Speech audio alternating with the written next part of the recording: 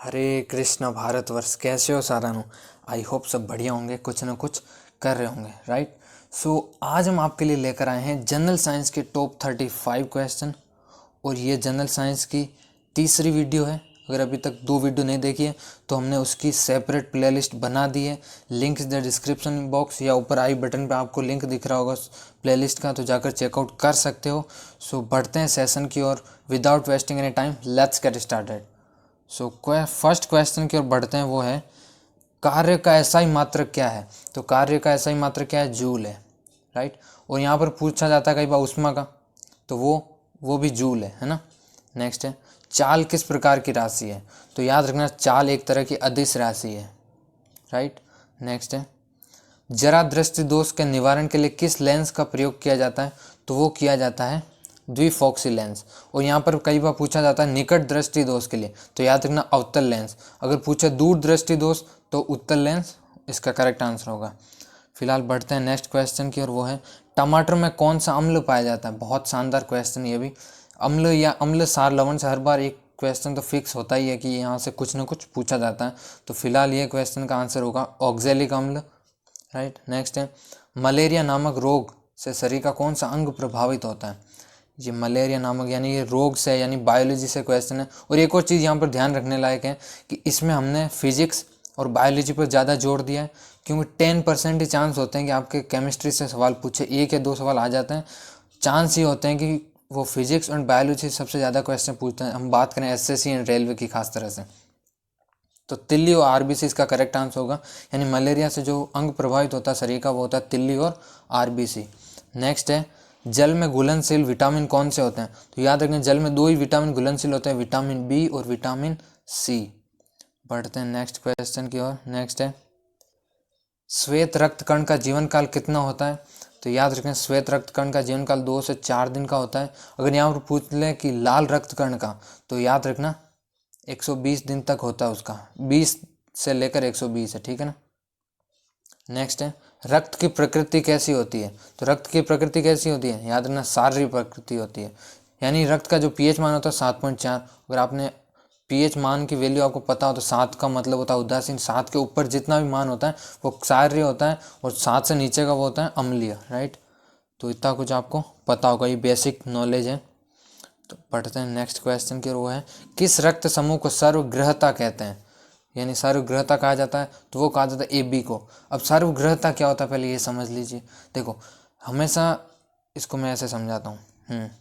देखो रक्त समूह कितने होते हैं? 4 होते हैं। A होता है, B होता है, AB होता है और O होता है चौथा, ठीक है। ये 4 है। अब देखो जो O होता है ना, ब्लड ग्रुप जो O होता है वो सबको दे सकता है। यानी A को भी दे सकता है, B को भी दे सकता है, AB को भी दे सकता है। लेकिन AB की बात करूं तो इसे कहा जाता है सर्वग्रहता। O को कहा जाता है सर्वदाता, और AB को इन्हें कहा जाता है सर्वग्रहता। इसका मतलब क्या हुआ कि ये सबसे ले सकता है। यानी A से भी ले सकता है, B से भी ले सकता है और O से भी ले सकता है, ये, राइट। आई होप आपको ये सब समझ में आ गया होगा। बढ़ते हैं नेक्स्ट क्वेश्चन की, और वो है वह एकमात्र हार्मोन कौन सा है जो गैस के रूप में पाया जाता है, यानी गैस के फॉर्म में पाया जाता है। वो है एथिलीन। याद रखना, यह आ सकता है एग्जाम में। नेक्स्ट है नारियल का कौन सा भाग खाने योग्य होता है। तो नारियल का हमेशा जो भाग खाया जाता है वो भ्रूणपोष खाया जाता है।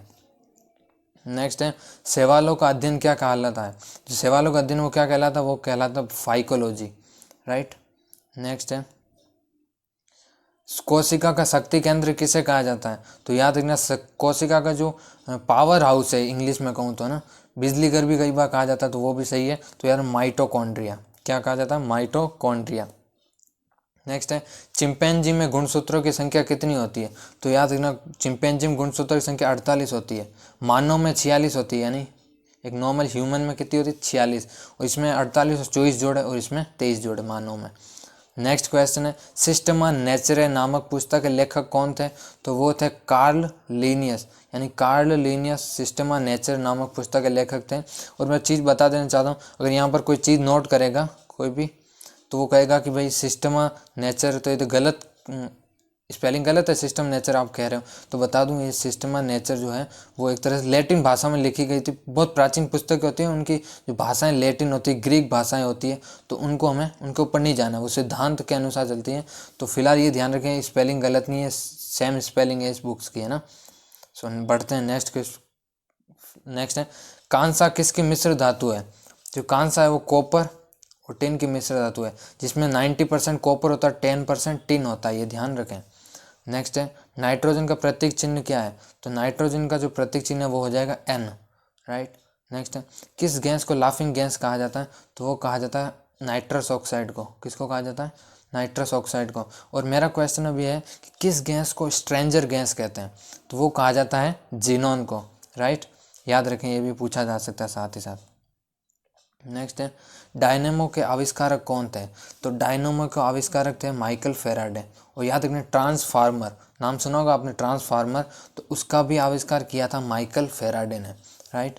नेक्स्ट है एक अश्व शक्ति में कितने वोट होते हैं। तो एक अश्व शक्ति में होते हैं 746 वोट। ये कई बार आ चुका है। अगर मैं बात करूं आरआरबी एनटीपीसी की या ग्रुप डी की, ग्रुप डी में तो कई बार आया है। बहुत इंपॉर्टेंट क्वेश्चन है कि 746 वोट होते हैं। नेक्स्ट क्वेश्चन हमारे सामने है कि मोमबत्ती का ऊर्जा रूपांतरण बताइए। तो मोमबत्ती का ऊर्जा रूपांतरण बताना, तो इसका हो जाएगा रासायनिक ऊर्जा को प्रकाश एवं ऊष्मा ऊर्जा में परिवर्तित करना, इसका काम है। नेक्स्ट है किसी राशि के मापन के निर्देश मानक को क्या कहते हैं। तो याद रखना अगर कोई भी राशि है तो उसके मापन के जो निर्देश का मानक होता है उसे हमेशा मात्रक कहते हैं। अगर आपने पढ़ा हो लंबाई का मात्रक होता है मीटर, है ना, विद्युत धारा का एम्पियर, विद्युत शक्ति का वॉट, ऐसा कुछ पढ़ा हो तो उन्हें ही कहते हैं मात्रक। मात्रक बेसिकली होता है कोई भी राशि को मापने के लिए कोई विशेष पद्धति होती है, वही मात्रक होता है। नॉर्मली ये समझना आपको, इसमें ज़्यादा डीप जाने की ज़रूरत नहीं है, क्योंकि अगर आप कंपटीशन लेवल की बात करें तो एक मॉडरेट लेवल तक आपको समझना होता है। क्योंकि अगर ज़्यादा लेवल तक समझना है तो फिर बीएससी एमएससी करनी पड़ेगी ना, तो वो हमारे काम की नहीं है। फिलहाल बढ़ते हैं नेक्स्ट क्वेश्चन की, और वो है किसी वस्तु के वेग में परिवर्तन की दर को क्या कहते हैं। तो बहुत सरल क्वेश्चन है, एग्जाम बचपन में बहुत पढ़ा है क्वेश्चन। अगर हम बात करें 7th 8th क्लास में, है ना, तो इसका आंसर हो जाएगा त्वरण, यानी एक्सेलरेशन। नेक्स्ट है वायुमंडलीय दाब का एसआई मात्रक क्या है। तो कल हमने पढ़ा था कि दाब का एसआई मात्रक लास्ट वीडियो में, तो इसमें बात हो रही है वायुमंडलीय दाब, तो उसका हो जाएगा बार। अगर दाब केवल दाब पूछता तो याद रखना आंसर जो होता वो होता पास्कल, राइट। नेक्स्ट है किस रंग का प्रकीर्णन सबसे अधिक होता है। तो वो होता बैंगनी रंग का प्रकीर्णन सबसे अधिक होता है। और सबसे कम पूछता तो लाल रंग होता, राइट। नेक्स्ट है एक आदर्श अमीटर का प्रतिरोध कितना होना चाहिए। तो एक आदर्श अमीटर का जो प्रतिरोध है वो 0 होना चाहिए। कितना होना चाहिए? 0 होना चाहिए। तो ये ध्यान रखें, ये कई बार आ चुका है। अगर मैं बात करूं लोको पायलट में एक बार क्वेश्चन आया था यहाँ से। और साइंस तो फिजिक्स तो बहुत इम्पॉर्टेंट है ऑल गवर्नमेंट कम्पिटिटिव एग्ज़ाम, तो इसलिए आपको यहाँ पे किसी तरह सेक्रीफाइस नहीं करना है।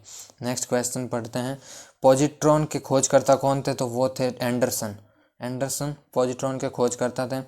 नेक्स्ट अमाशय में भोजन कितने समय तक रहता। तो लगभग 4 घंटे, या कई बार या 3.5 घंटे होता है, या 3 घंटे होता है। तो ये आसपास के नंबर है, तो आपको लगभग में यहाँ लिखा गया है लगभग 4 घंटे ना, तो ये सही है। नेक्स्ट है सामान्य मनुष्य का रक्तदाब कितना होता है। तो नॉर्मल जो मनुष्य होता है, एक स्वस्थ मनुष्य कह सकते हो, तो उसका होता है 120 से 80 के बीच में, है ना। नेक्स्ट है रक्त परिसंचरण की, सॉरी आई थिंक विजिबल नहीं है, हाँ, रक्त परिसंचरण की खोज किसने की थी। तो रक्त परिसंचरण की खोज की थी विलियम हार्वे ने। किसने की थी? विलियम हार्वे ने। तो इनकी खोज जो आविष्कारक होते हैं ये जरूर ध्यान रखें, क्योंकि नॉर्मली 1 से 2 क्वेश्चन यहाँ से आ ही जाता है। तो नेक्स्ट है मानव शरीर में पसलियों की कुल हड्डियाँ हैं उनकी कुल संख्या कितनी होती है। उनकी जो संख्या होती है वो होती है 24, है ना। कितनी होती है? 24। और अगर पूछ ले कि कितने टोटल हड्डियाँ होती हैं मानव शरीर में, तो याद रखना 206, ये पूछा गया कई बार। और एक भ्रूण में, एक कह सकते हैं एक बच्चे में कितनी होती है? 300 होती है। फिर वो समय के साथ जैसे वयस्क होता जाता है तो हड्डियाँ आपस में जुड़ती जाती है।